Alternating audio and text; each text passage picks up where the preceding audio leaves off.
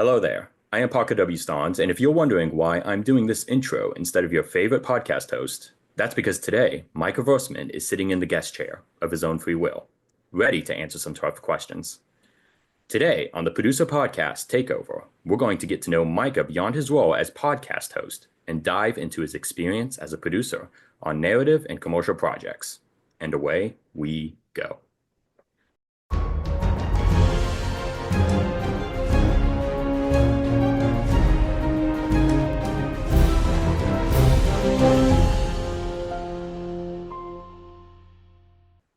Hey, Micah, how are you? Doing pretty good. Thanks for having me back to guest host. Yeah, I remember yep, we did this 2 years ago, 3 years ago. something like that. Yeah, Yeah. but this is a special occasion because this is your 10th season. So hmm congratulations, huge congrats on that. That's amazing. How do you feel about that? And also 100 episodes by the time this season ends. Is that correct? Yep, 100 by the That's time the awesome. season ends. So how's that journey been for you? Yeah, it's been a crazy journey. I didn't think I would maybe even still be doing this this long. When I first started the show, it was just kind of like, let's give it a try and, see where things go. And I definitely did not think when I first started the show that you could fill 100 episodes just on content with film producers or directly connected to film producers because everybody thinks that's the boring logistical like kind of more straightforward job in the industry where there's not as much that can be affected or changing, but yeah, here we are. It's so fantastic that you've been able to interview so many people of all different fields and roles on film sets, and specifically focused on producing. And every time I think about doing my own podcast and doing like a specific topic, I'm like, there is no way I can get even 2 seasons of this. I'm going to run out of questions and things to say. But here you are, you did it. And I think you are going to continue doing it, and it's amazing. It's fantastic. And I just want to ask, like, what's been the most rewarding aspect of doing this podcast, the producer podcast? I would say the most rewarding part of it has probably just been the way I've been able to speak with authority off of the podcast. Just like the number of times that like I've, either interviewed a film office and then I end up in a conversation with a filmmaker about a project that, is going to be shooting in that state. And it's like, well, hey, I just learned, this about that state. You should look into that. Or, some or a filmmaker comes, wanting to discuss a specific aspect of the filmmaking process or whatever. And maybe just had a conversation, or maybe it's a conversation I had from a while ago that I can just now speak more from authority with having, learned that and been able to apply it in a lot of cases myself, um, has probably been the most rewarding. And then on the flip side of that, what's the challenge of producing a podcast? What are some things you would advise anyone who's considering creating their own podcast? I mean, it really depends on how you're wanting to do it. For me, the biggest challenge is always just trying to get in touch with the guest and find the time. Obviously, that's going to kind of vary based on the industry you're trying to do a podcast for and your connections, in the industry. I've been working from the bottom up when it comes to connections, and if you've been around for a while, you'll notice the names keep getting a little bit bigger and bigger and bigger as the episodes go on because those connections and relationships keep growing. Um, so for me, that's been the hardest aspect of it. But yeah, I know people that's their easy thing is getting guests, and it's other areas that are hard. Okay, so let's just get the first most important question out of the way. What'd you have for breakfast this morning? Well, you'll be very disappointed in my answer because I am not a breakfast person. So I usually either skip breakfast entirely or it's more like a mid-morning snack, of which I didn't do that even today. Is that because you just don't like breakfast food, or do you do intermittent fasting, or what's the thing there? I really don't 100% know. I don't even remember how I got started doing it because I do enjoy breakfast food, but I'll do it for like lunch or supper or other times of the day instead. So I'm a weird person. I love breakfast, but that's something that I usually skip in the morning as well. But I love breakfast food. Absolutely adore it too much. So it's probably a good thing that I stopped. Hmm. Okay, so one thing that listeners of your podcast may not know is that you come from a swimming background. Is that correct? Yeah, that's part of my background. So do you still coach swimming? On a very minor basis, not super regularly, sometimes because of the demands of the film industry, sometimes just with what they need help with uh in terms of coaching. But yeah, I'm still around occasionally doing it and getting my feet wet in the water. Are there any parallels whatsoever between swimming and producing films? Endurance, maybe? Yeah, I mean, you can make an argument for endurance. Probably the biggest one that a lot of producers and ADs could relate to is just the whole safety side of things. And there surprisingly a lot of rules, on how you can do, what's allowed and what's allowed at certain, what's okay at practice, but you don't do that in such a Mm-hmm. way at a meet, or this is only allowed at a meet, all these different things. Yeah, so just like all the rules on a film set that the AD or the set medic or whoever will yell at you if you're not following them. That's probably the biggest one that comes to my mind. Okay, this is just a stupid question that I think is fascinating, that I've always wanted to ask you. What's like the one tool that you use that you can't live without as a producer?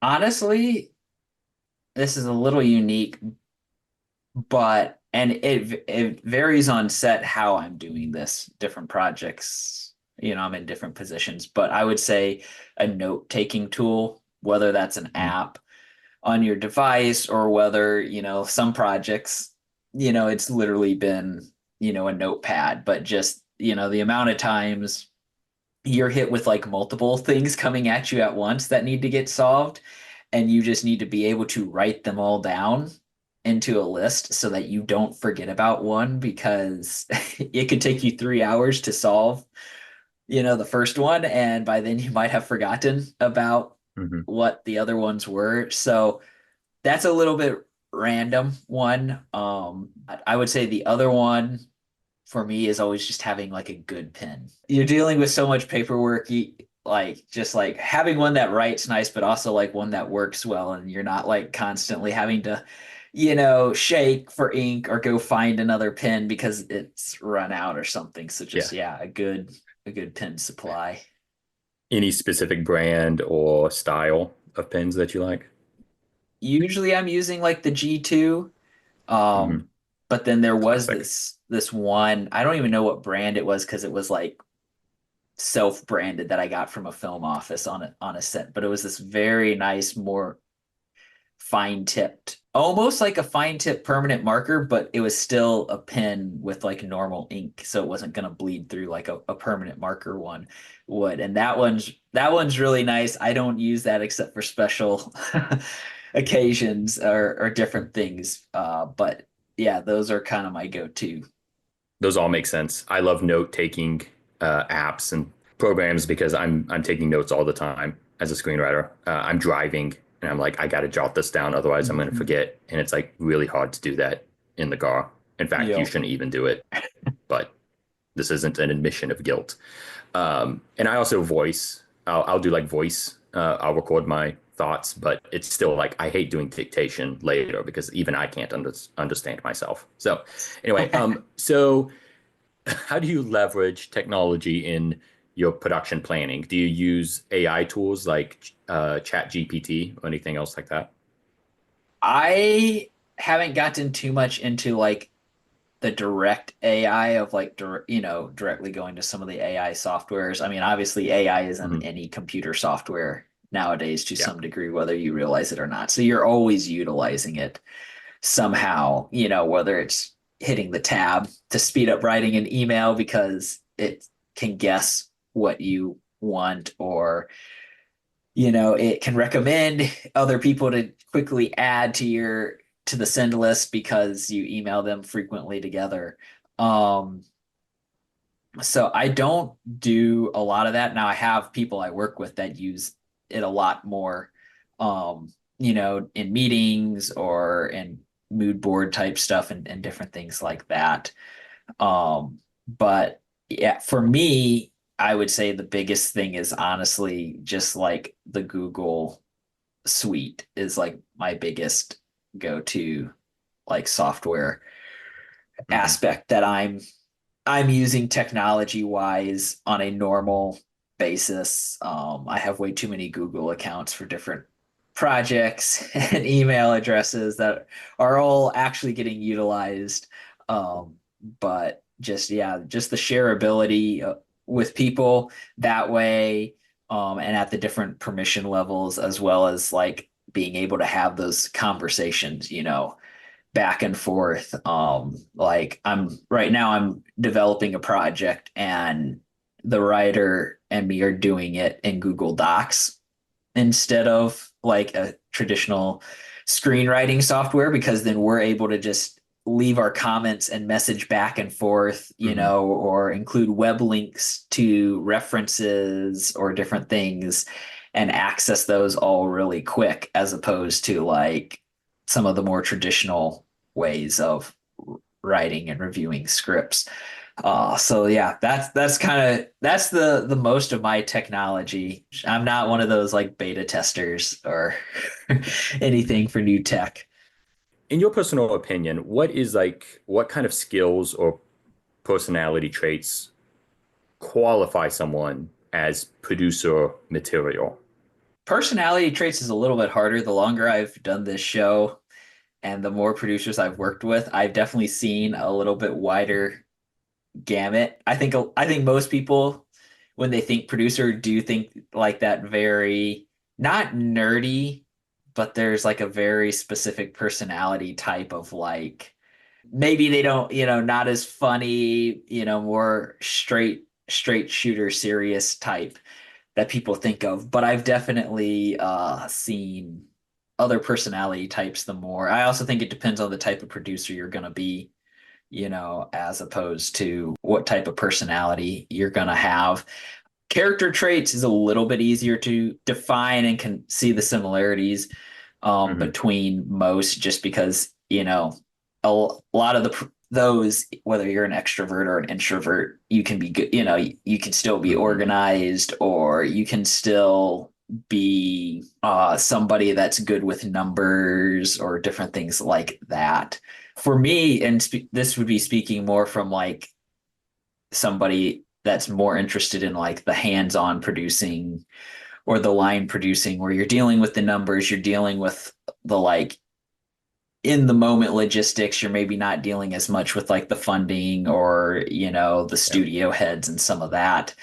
I think the biggest things I've noticed that makes somebody good is one, their ability not to react to stuff, um, good or bad, in ways that might fuel other people's emotions or things.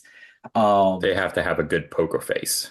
yeah, because even the good times when you're looking at it's like, wow, we're really ahead of schedule or whatever. You sometimes Yeah, don't you want can't that let them to know that. to You can't get let them know out. that. Otherwise, Otherwise, now you're otherwise the gonna pay gaffer and the overtime. DP are going to take all the time they want lighting Yep. that set. Yep. So, there's both sides of that. And then kind of I would say connected to that, then the other big one is just listening and being good at listening to people, um, hearing them out fully before you start to Mhm. interject your thoughts um, into the conversation. I think we do think of the stereotypical producer as being overbearing and bossy. And I mean, there are some out there, but a good producer is somebody that listens. I think you said it very well. Um, and that leads to good communication. And I wanted to ask you about like how important that is in filmmaking, communication, and what your approach is to a good collaboration with a director and his or her vision for the project. I mean, the good communication part's not going to be just to like anything you're going to do to communicate with the director. You're going to use those same skills or ways to communicate with any department head because really almost all the other department heads are creatives just like your director. Maybe not the locations guy might be a little bit more on the producer end of how their brains work and maybe like the DIT guy as well, but your art people, your camera people, your lighting people, they're all what I would consider creatives. And so it really, to start, for me, it depends on if this is a new director or if it's somebody that you have worked with before. I've worked with several directors enough now that like I can just get their notes and be able to start working on quite a bit just from their notes because I understand how they process things or when they say this is what they actually mean. Whereas if it's a new director, you're going to have more of those conversations about like when you say this, what does this mean? Or Mm-hmm. if the script calls for a crowd, well, what do you consider a crowd? Do you consider that Mm-hmm. 50 people, or do you consider that 100 people? A lot of those types of conversations for me, though, I especially when you're dealing with the director, I've usually found part of the best way is to let them keep their style of communication. So whether that's through a type of, document that they make up, whether that's through just conversation, whatever their style is for how they express their vision and share it with people, like staying and working with that as opposed to coming in and me being like, well, these are the templates I use, and I need you to explain your vision and give me all the information in these ways for me to do my work. That usually doesn't go too well because their brains don't work that way and it kind of becomes a drag. So, yeah, just learning how to adjust yourself more to the Mm-hmm. style. And then within that, you usually find most of your stuff you can still use templates or whatever. You can still use either entirely like you normally do, or maybe with just a few tweaks or when you start using them and stuff like that. No, that makes sense. And there are so many filmmakers that take on the role of a producer, and a lot of times it's out of necessity. It's an Mm-hmm. independent film. There's time constraints. There's lack of a budget to bring on a real producer. And maybe, let's be honest, some directors are just control freaks who want to micromanage the whole project. But let's say that there's a film director listening right now to this episode, and they have the resources to hire a producer. What would you say to convince them that they should bring on a producer onto their project? How can an experienced or competent producer make their life easier? I guess to start, I would say I think every film can find ways to get a separate producer on board their project. There's so many, creative ways you can do it, whether it's, more of their pay comes on the back end once the film is released and getting distribution, whether it means finding somebody, who has some experience but is trying to get to that next level. And so, they're willing to work a discounted rate or for free so that they can have a credit at that next level that then opens more doors for them. So Yeah, my experience has just been there really isn't a reason why you shouldn't have a producer separate from your director unless like you're literally talking it's high school and this is like a three-person crew, you know, with a couple of Right. actors type like short film that you're doing for a class or something. That would be my first thing is just like honestly look at what you have and what you're planning to do with the project and assess how you might be able to find and afford a producer on the project because at times it's surprising how many producers are actually out there. I think people don't realize how many people are actually out there who have an interest in producing or have been producing, and it's just their names, sometimes get lost because of the projects they're working on or the companies that they work for.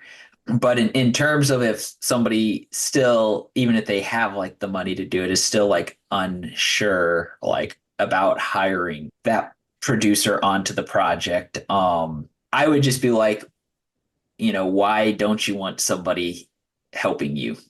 That's the gist of it, is how much work do you want? How many people do you want helping you shoulder the load? I've seen a lot of people who, waste too stressed by the time they're just arriving to set for the shoot. Like the shoot hasn't even started.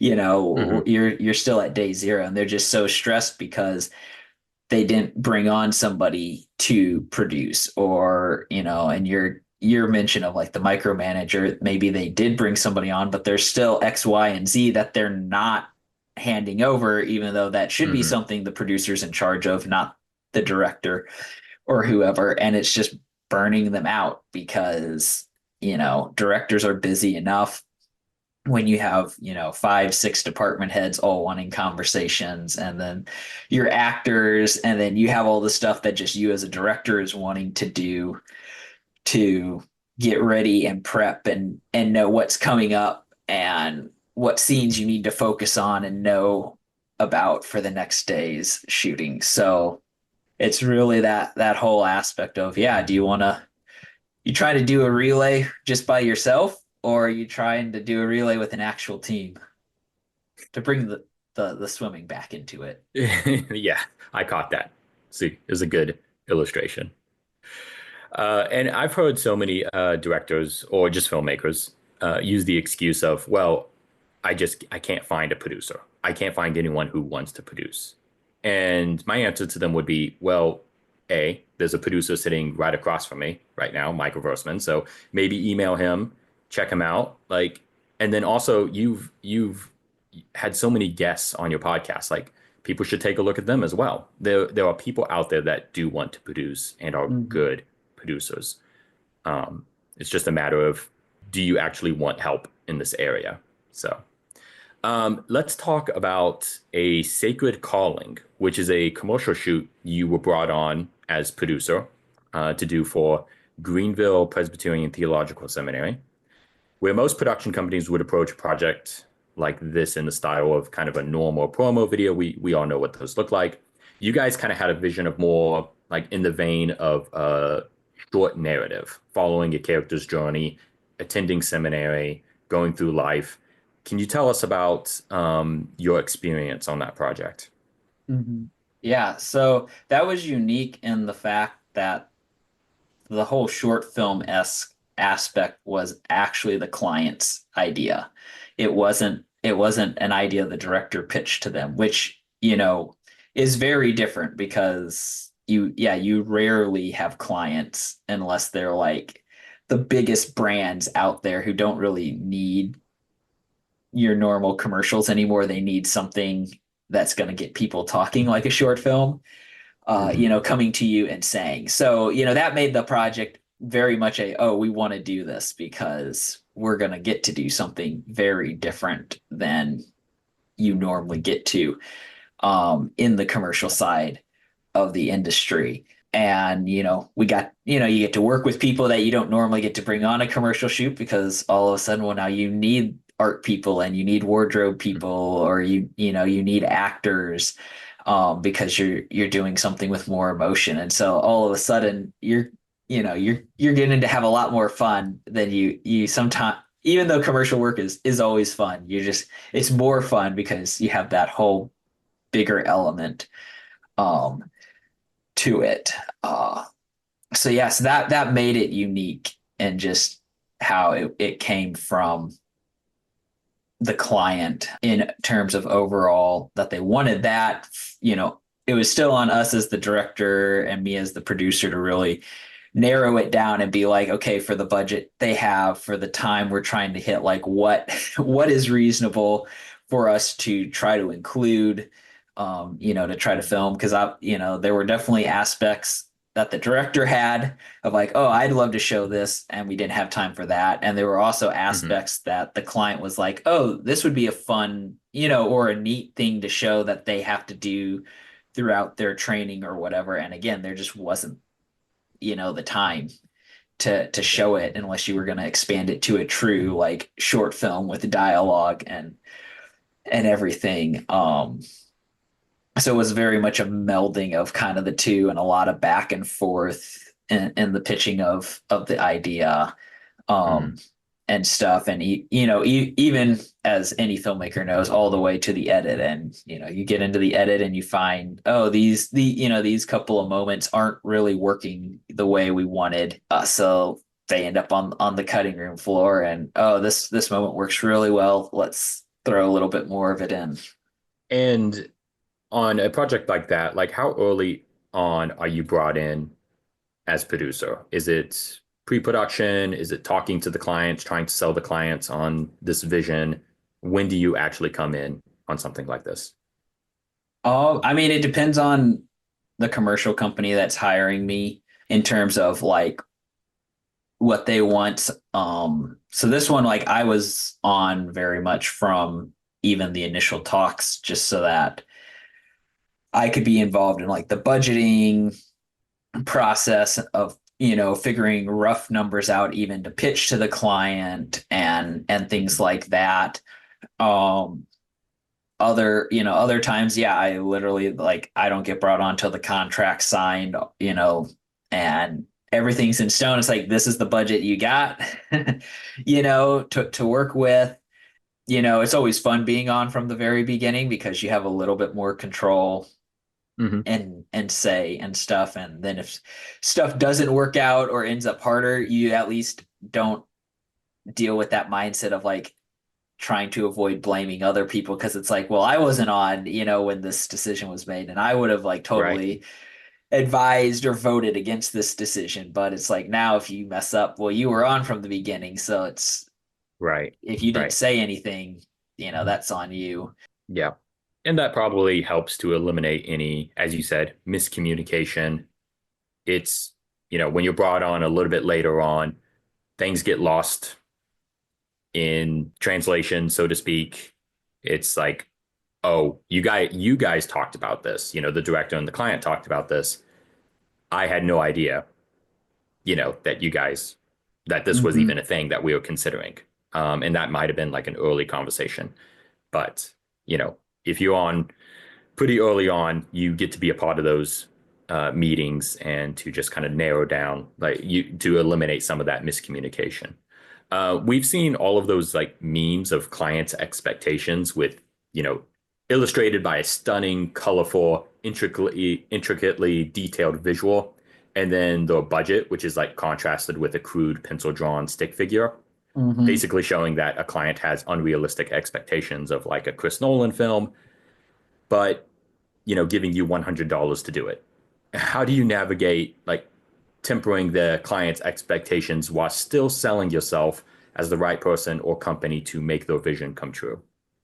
As you mentioned, usually when you're having those conversations, either the client knows what they have to spend, or if they say they don't, you should really be pressing them for some type of number pretty quickly, um, of like what they're willing to spend. My favorite is just the simple, like, you ask them, okay, if I come back with, a quote for 60,000, you're good with that. Mm-hmm. Um, So that way you're setting realistic expectations up front of what you can, of like what maybe to expect, but then you also kind of know where they're falling. When you're talking commercial work, gets into a lot of it is under your control because you're the one usually pitching the concept. Very, very rarely in my experience is the client actually the one. They're like, here's the full concept, that we want to do. Usually they're coming like, well, we need a film about, this new product we're releasing. This is where we're using it. And, we want it to be roughly, this long. So a lot of it is more once you know that number, just being realistic with yourself of like what you think you can accomplish with that number and then pitching something, and if that means you have to tell the client, well, we can do this, but we can only do something that's 60 seconds as opposed to 2 minutes of um because of budget limitations, but it will still be really good, then that's what you need to do. One thing too that can be super helpful, and this has been something I actually have been thinking more about because of a conversation just in the past couple weeks. I'm sure most filmmakers are familiar with the triangle diagram where it's like good, cheap, fast, and it's Yeah. showing, and Yes. Yep. and it's like choose one or choose two. But like the conversation that I was having with someone, their big point was for their company, they've taken that triangle and they've specifically chosen one of those three. And that's the main one their company is known for. So you can decide which one that is. Maybe you're known for, hey, we can get projects done, fast, and we'll have it done 2 weeks from, when the contract's signed, or maybe it's how cheap you can do it or whatever. But you pick one and then that you want to be known by, and then from there you're just negotiating those other two. So for Mhm. this person, their company was going to be known for being the good option, creating good work. And so then when clients come to them, their negotiating options are either on the timetable that they have to do it or on the dollar amount that they're willing to spend. Hearing somebody else kind of talk that out, I think too, especially when you're talking the commercial realm, if you can figure that out, it makes negotiating a lot easier because then the client's coming to you knowing what you're known for. You know what you want to be known for, and then you just have to negotiate the other factors. And if you're not compromising on that one issue, everything gets a lot easier. But all of a sudden, if you're like, well, we could compromise on this, which is going to hurt the goodness to keep it on your timeline and your budget, now it gets more confusing for the client because you're opening a million more doors of possibility.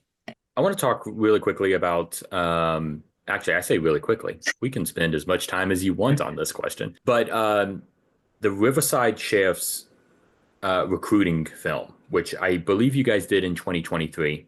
Mm-hmm. It was an amazing looking film. Great. It was like very, like, got my adrenaline up, and it got me super pumped. Like it's a recruiting film, and like I felt like joining up, even though I live in Texas. But like, what was that project like? Working on that, like, just tell us anything you learned from that experience, or any funny stories. I mean, it was a big project, so that's hard to narrow down. I mean, I think the biggest thing learning for me was that was my first boots on the ground producing in California Hmm. project. And so just like learning how they understand and see film, even though we were, in a county outside of LA, so we were outside of the major film hubs, like the closest, grip rental house was like an hour or an hour and a half, something like that away, assuming traffic was good, Hmm. and all this. So just like, yeah, learning all the intricacies of like their permits, and paperwork that they need you to submit alongside just filling out the permit because it's always more than just all the questions they ask on there. Sadly, there's always a ton of other documents that you have to get or create um, to send in too. So that was definitely like the biggest learning curve for me. Funny stories. I mean, this isn't really a funny story, but some of us got stuck at the Denver airport on the way home. So we can tell you where to go if you ever get stuck there, and they have cots already set up and, and ready to go for you to sleep on. Like I said, Travel not really a travel funny tip for all story. those traveling filmmakers out there. If you're stuck in the Denver airport, hit up Micah. He'll tell Yep. you where to go. But something that is a little, I guess, helpful at least. Well, It's and can I ask you, can I cut in real quick to ask you, like, working with the sheriff's department specifically, hmm um, you're like, as the producer, you're having conversations with the sheriff's department. What does hmm that look like? Like, how was it dealing with them? Because you guys are using their equipment, or I mean, like, you're having to use their space, their equipment, things like that. hmm Organizing when to bring on sheriff deputies onto the scene, and just that whole organization and process. Like, what was that like? Anybody that spends any time around law enforcement is going to learn that they're all very detailed, organized, people. So that makes the process a lot easier that because they're very good at like keeping track of things, managing multiple aspects of something big like a film shoot at once. So it takes a lot of the stress off of it because they're just handling all of that communication for you, and you're really only Hmm. communicating with the one or two main ones that their department has said, hey, Hmm. for the next week, like their job is literally to work on this project, Right. with you and make sure everything's happening on our end. Um, so that was like that part is really nice. And I guess this is kind of a fun you could call this a funny story, there were literally even things that like I had the film permitting office say the fire marshal is never going to sign off on this, and literally our deputy one phone call in 30 seconds and he's like, you guys are good to go to do that, don't, fire marshal says you're good, you know and so I just was like, about to say, like, working with a law enforcement has got to like go a long way in terms of like getting stuff done. I yeah. mean, just like permits and everything. So yeah, so for us, I mean, it was really pretty much like there, that one or two people were like an AD slash production coordinator on the project. So for me as a producer, I wasn't making calls about getting cars or deputies or whatever. It was just like me checking in ahead of time, like, hey, how are we doing on this?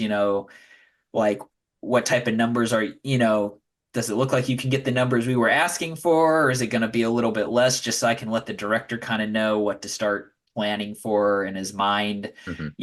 when we get there, or sometimes it's like, well, we can get you one like brand new car and one that's a few years old, and so it's, maybe has like the older logo on it still or something like that. And so it's like, okay, that's good to know because now the director's like, well, I wanted to do this, but we'll want to put the old car in the background where you really only see the Hmm. headlights, and feature the new car, So Yeah. yeah, Movie magic. it's very much a unique way working with the department because their guys are truly like a part of the film crew. They're not just like a client that's like, oh, I'm gonna pop in, for like an hour here on the film set just to see how the shoot's going, and then they're gone. Hmm. Yeah.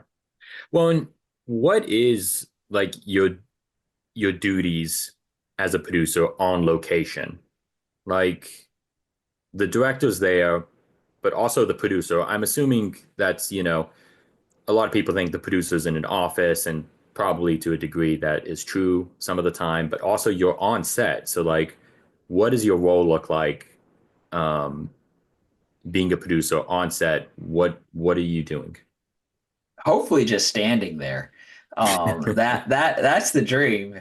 If I'm on Hovering over set, the crafty table.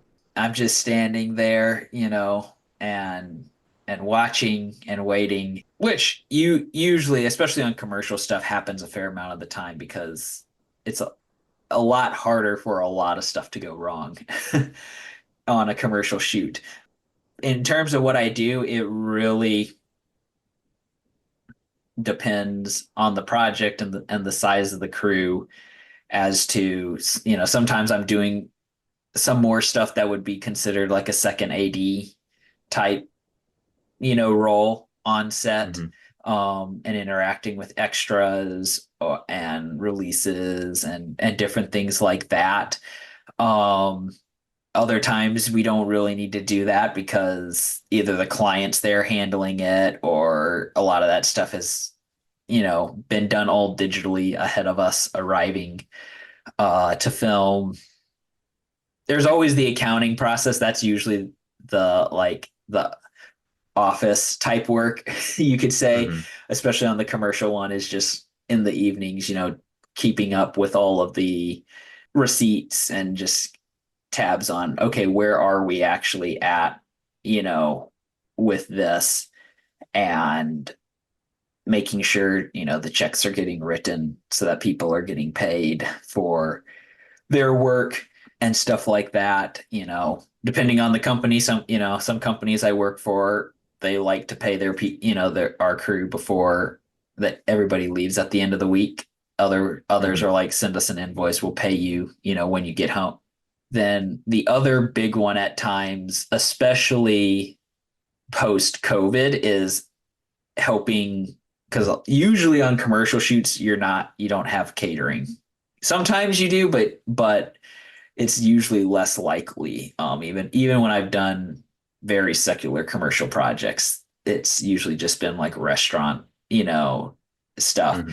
And so there's usually a lot of that, whether it's collecting orders or whether it's, hey, all the restaurants close way earlier now, and our shoot just went long, so we're not going to be able to get to the restaurant we had planned. We need to go figure out what is still going to be open in an hour and a half or 2 hours, and that our crew can eat and get that figured out and in the works.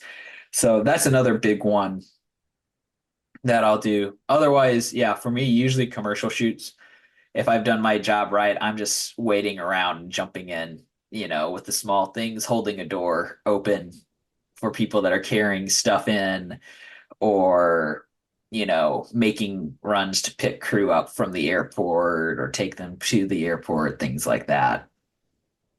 I think it was you that told me several years ago that a producer is pretty much everything, or has to be willing to step in any role in order to get the project made.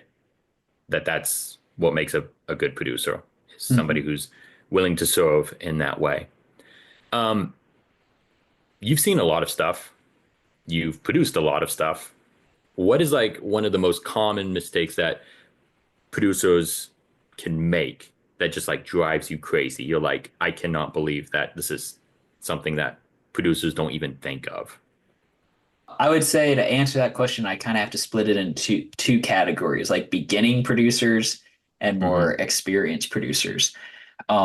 With beginning producers, it's usually they're just not realistically budgeting stuff. And in today's world, especially with all the, chat GPT and AI stuff that's now just like embedded into your Google search engine, and that, like, there really is no reason you should not be accurately budgeting, for stuff, whether it's flights, whether it's lodging, whether it's equipment that you're going to need to rent, because you can get those answers so quickly with just a quick search online or a quick phone call to, wherever the place is that you would rent it. So that's probably the biggest one for beginning producers, is they're not doing that, and then they're massively under budgeting areas, which comes back to hurt them.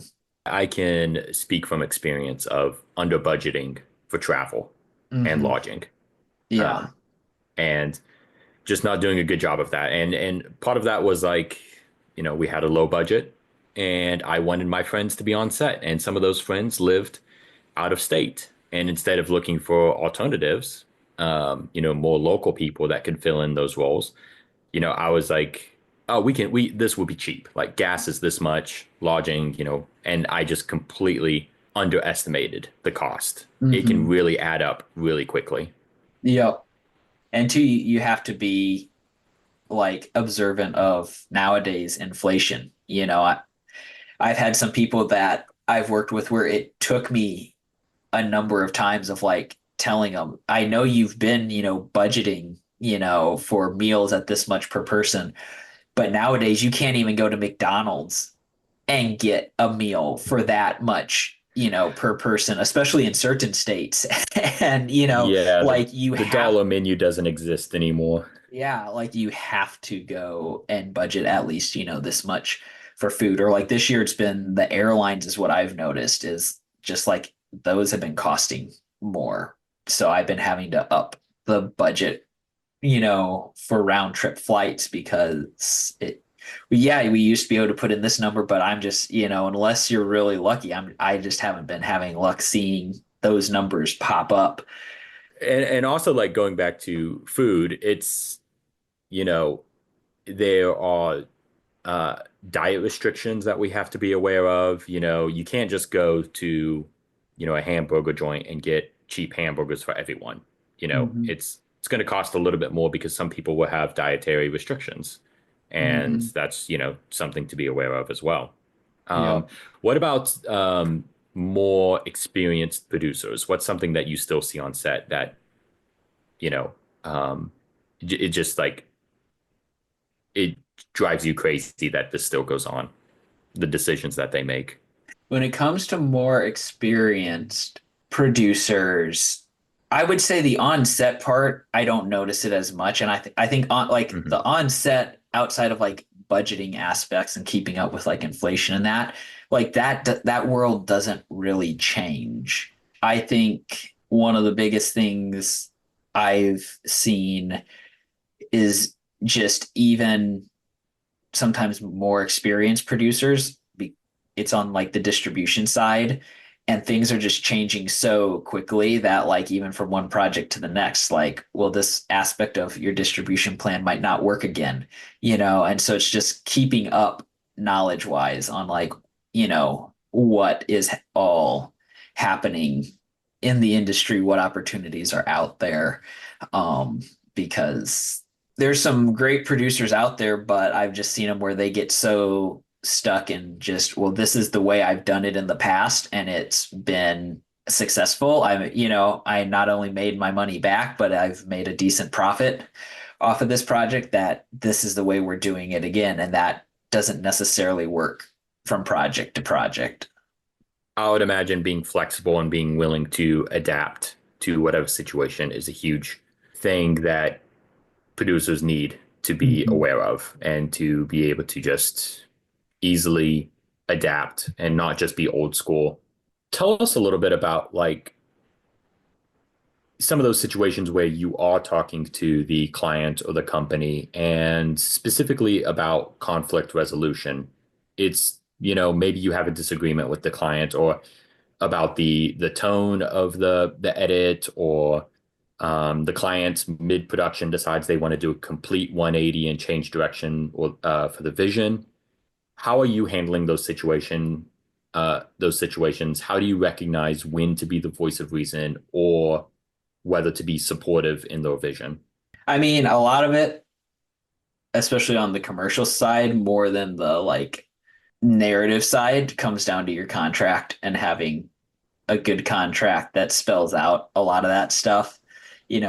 If you have that, a lot of those issues kind of just solve themselves because, it's easy to say, like, well, we can do this, but this breaks this part of the contract. So then X, Y, and Z are going to happen, Hmm. and it's all Yeah. laid out, and it doesn't really hit the point of like conflict, I guess you would say, because of that, Hmm. because it's like both parties have agreed to the ramifications of certain decisions, and it's more just the client deciding, do they want to, go down that path or not with some of those changes. And going back to like the contract thing, that's fascinating actually, because I want to know how do you protect yourself as a producer, as a uh, video production studio? How do you structure a contract? What are some things, tips and tricks for those of us who are trying to draft a contract?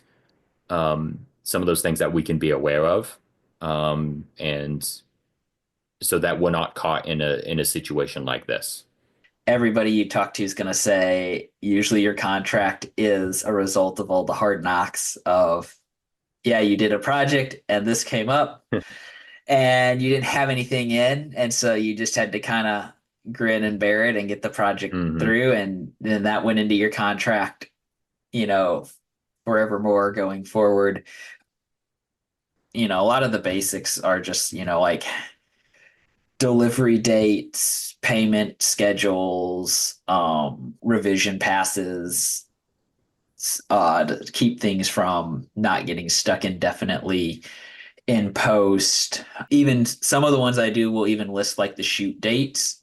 So that way, like once that's set in stone, and it's like, well, we can start booking tickets at that point. And if the client changes it, it's like, well, we've already, done all these things because these were the agreed upon dates in the contract. You pushing them now, like, okay, we're going to have to charge for these additional flights or additional expenses incurred by a reschedule because of that.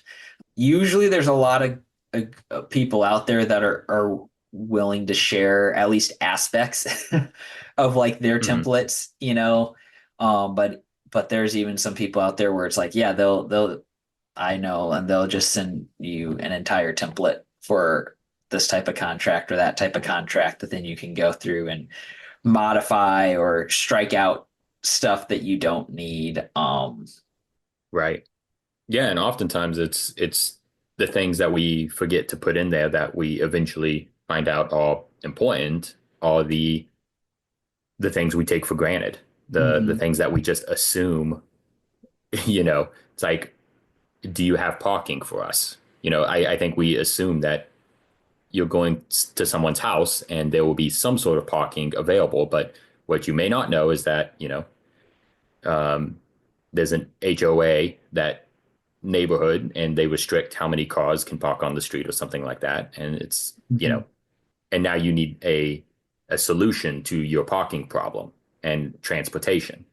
Um, and so, yeah, I would imagine that it is unfortunately something that you just have to experience and learn from some of those things, and then go in and add those into your contract. So, Mhm. I think at least I do. I think of producers as kind of like magical fixers, and for good reason. You guys are often like the first person the crew would turn to, outside of the director when something needs to be addressed.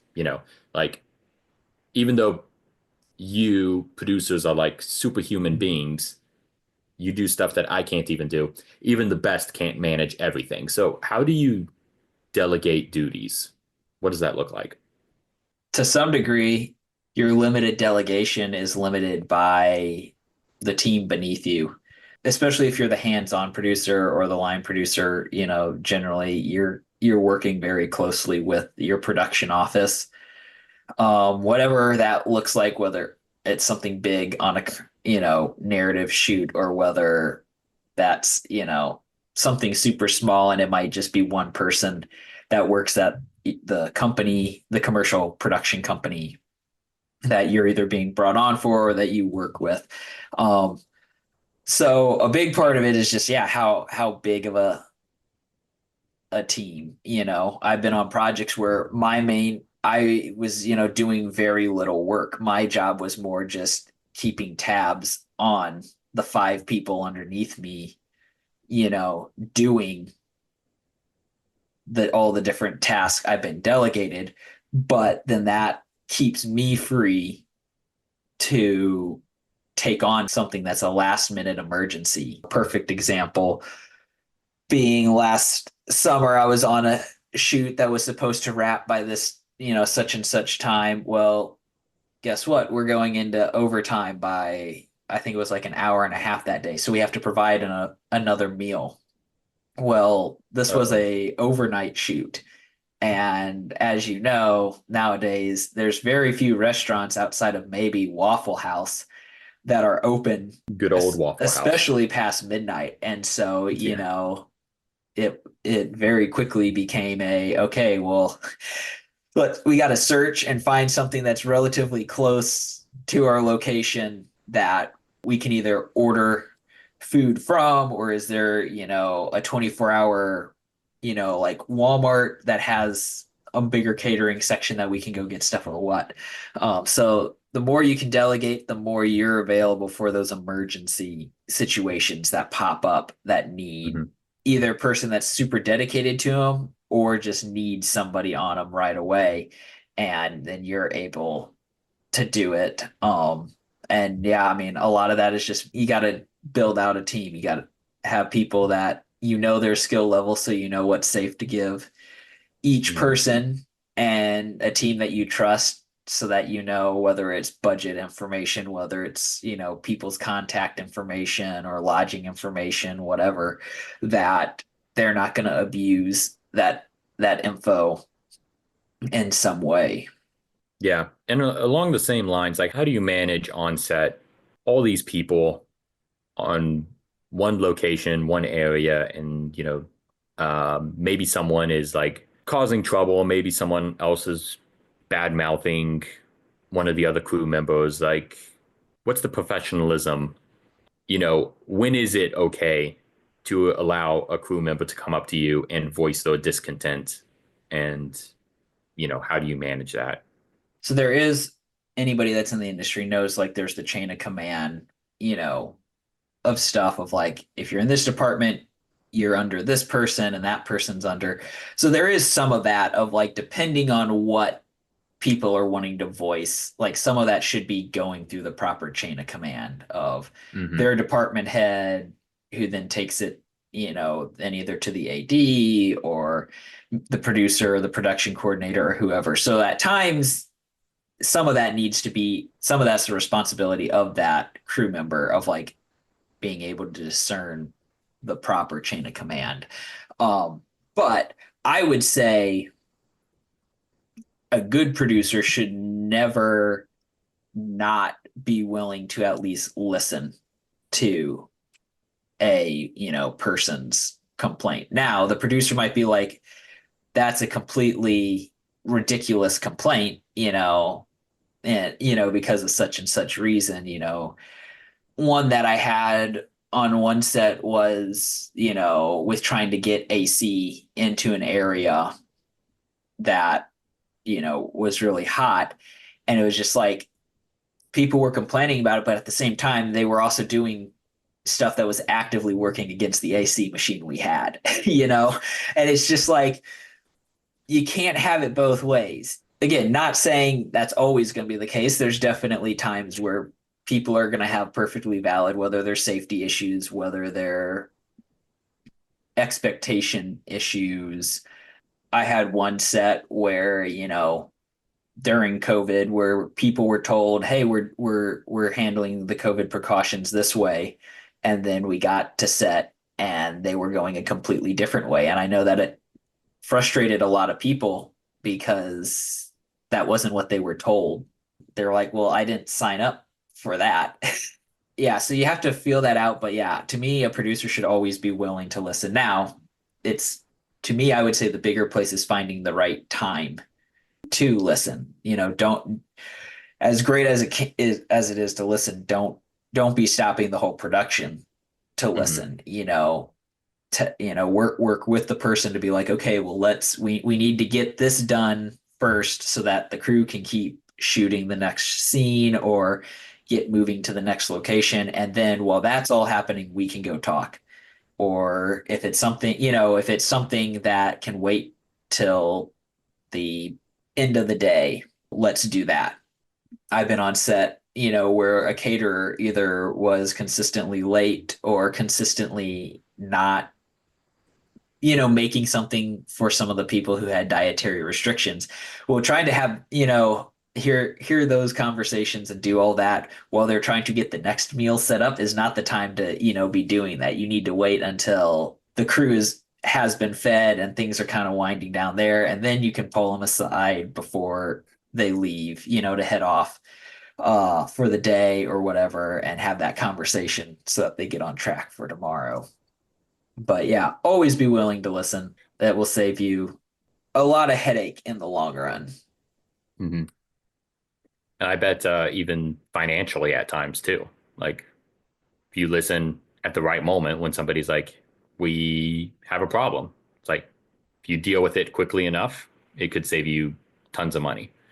Also, a tip, if you shoot in Texas, we do have Whataburger, which is open 24/7.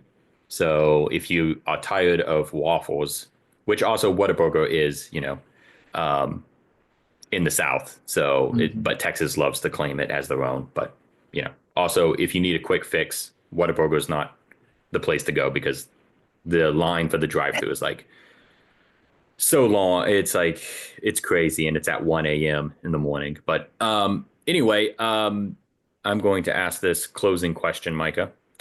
I'm terrible at time management, which is one of the reasons why I'm terrible at producing. I just end up feeling like a couple of meetings and the planning that goes on beforehand for those meetings take up my whole day. How do you organize and plan and prioritize your duties as a producer? I don't have a perfect answer.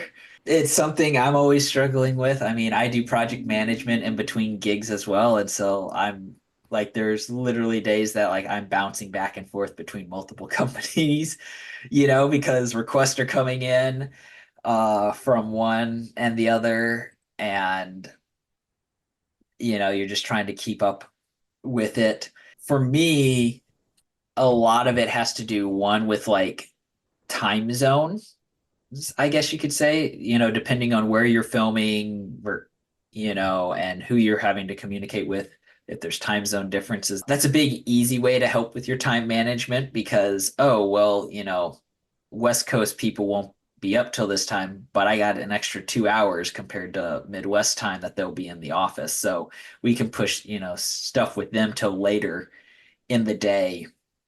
A lot of it, too, for me is just having, again, kind of going back to that tool, having that notepad or a list of things so that I'm not Mm-hmm. forgetting anything, but then I'm able to reference that and see, okay, what's the most pressing, what has to be solved today or tomorrow, and kind of lay out what I'm going to focus on.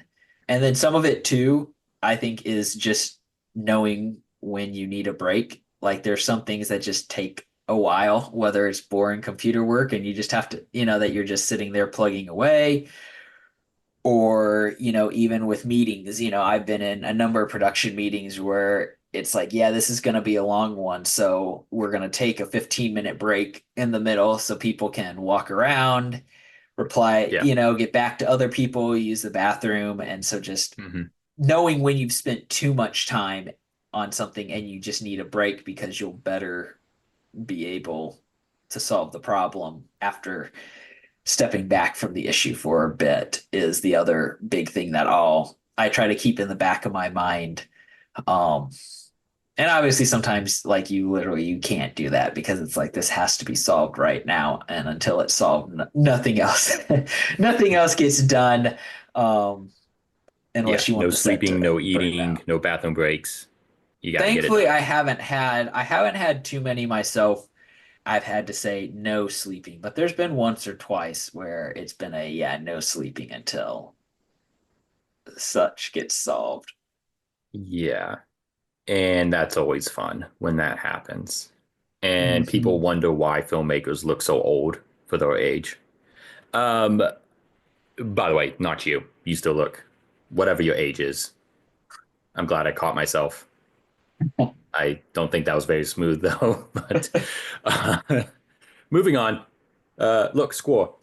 Distraction. Hey, Micah, thank you so much for being willing to be a guest on your own podcast. And I'm just thankful that you brought me on to host rather than you just questioning yourself, which I think would have been awkward. But at the same time, I would have been really interested in seeing that. That I think would have been very entertaining. But thanks for sharing your wisdom. And thanks for being on this podcast. Thanks for bringing me on. Yeah. Thanks for accepting a call back. Anytime, man. Anytime. Always a pleasure. Thank you. With that, we're going to wrap up this episode of the Producer Podcast. Come back next week for another can't miss episode of the Producer Podcast. Until then, make sure to check out our new website, theproducerpodcast.com, and pick up your copy of The Producer's Life, the new book based on the show.